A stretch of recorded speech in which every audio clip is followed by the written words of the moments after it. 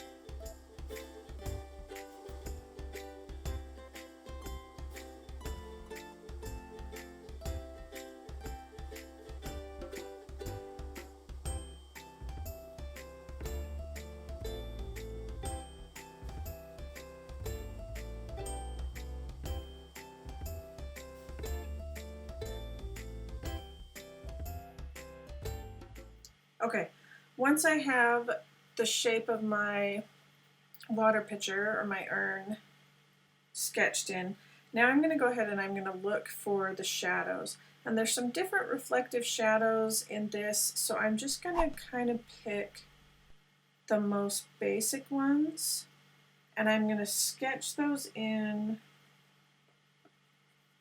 black. And I'm going to sketch them in, I'm going to fill them with solid black instead of shading them like we've done in other assignments. I'm also going to turn off this layer with all my little marks on it. So now I have just this to work with. So the first shadow I'm going to do is this one on the side of the handle.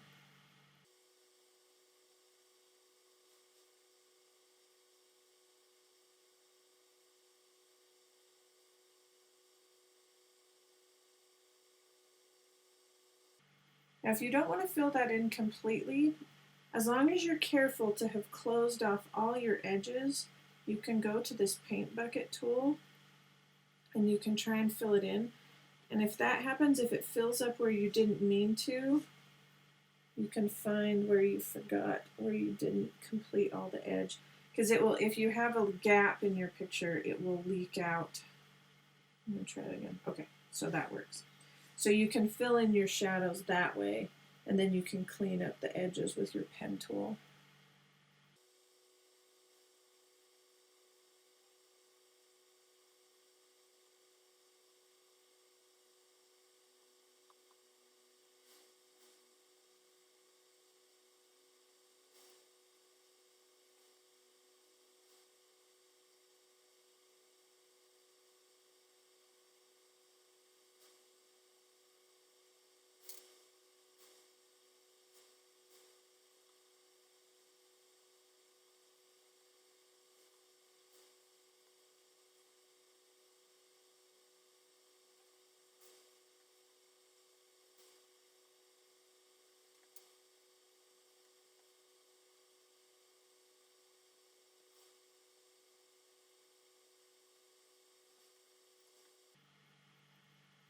So the second big shadow I'm going to do starts right at this curve.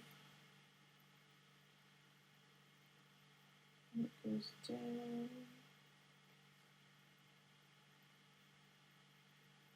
It goes down over here.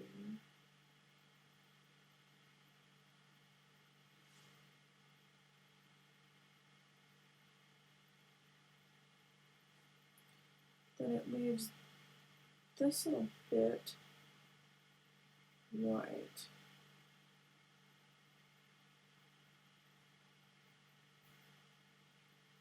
And it fills up this whole edge on this side of the teapot.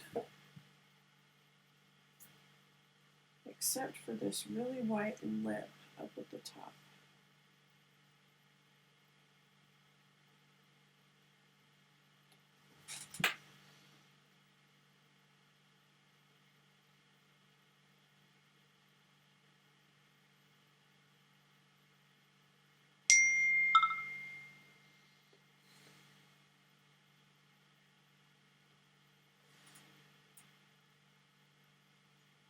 So when that happens, you need to go and you need to find where you forgot to close up that shape.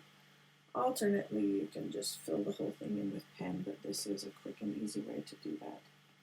Okay.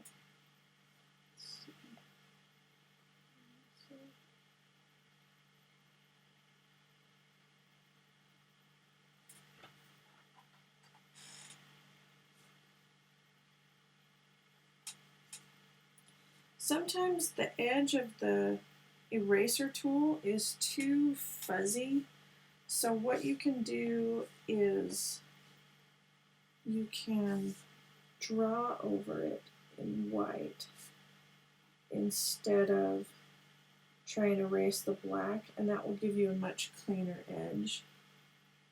But that's just a personal preference. But I don't always like how the eraser gives you that fuzzy edge.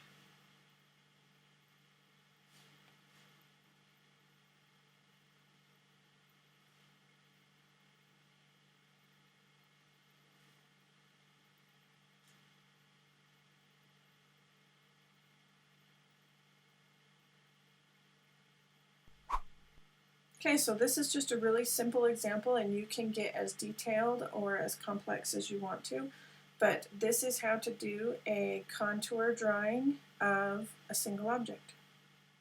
The second part of this assignment is to draw what's called a wire contour drawing, and think about it like you were going to create a three-dimensional object out of pieces of wire that you would bend around the outside of the object. So we're going to draw it so it looks kind of like that. So this is the example drawing I'm using for this. I'm going to draw this one pear. And you can see that it is not perfectly smooth like a sphere. So for a sphere, to do the wire edges, this is just really simple.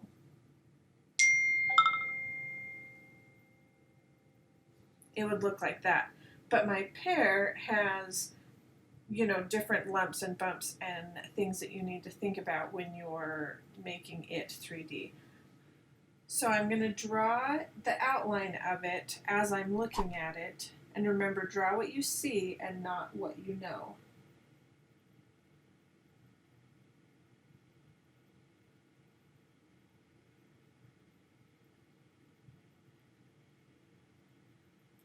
Bigger on this side.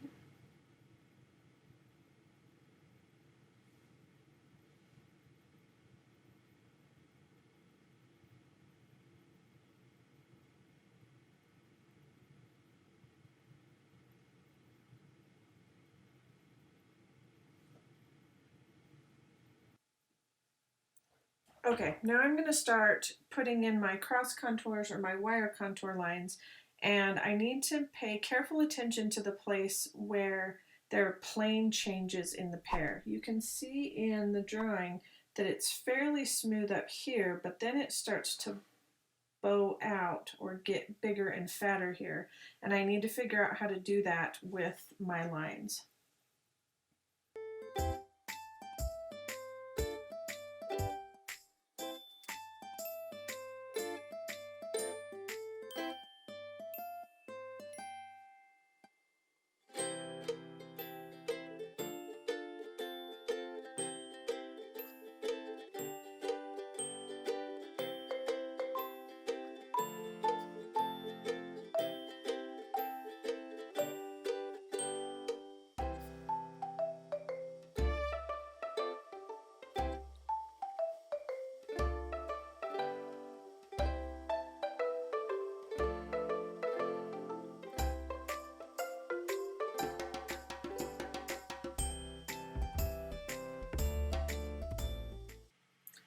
So this might take you a long time, or it might not take you very long at all, but just remember when you're done to step back and look at it and see if the way you've done your cross contours or your wire contours gives the illusion of depth of your object coming out of the screen toward you.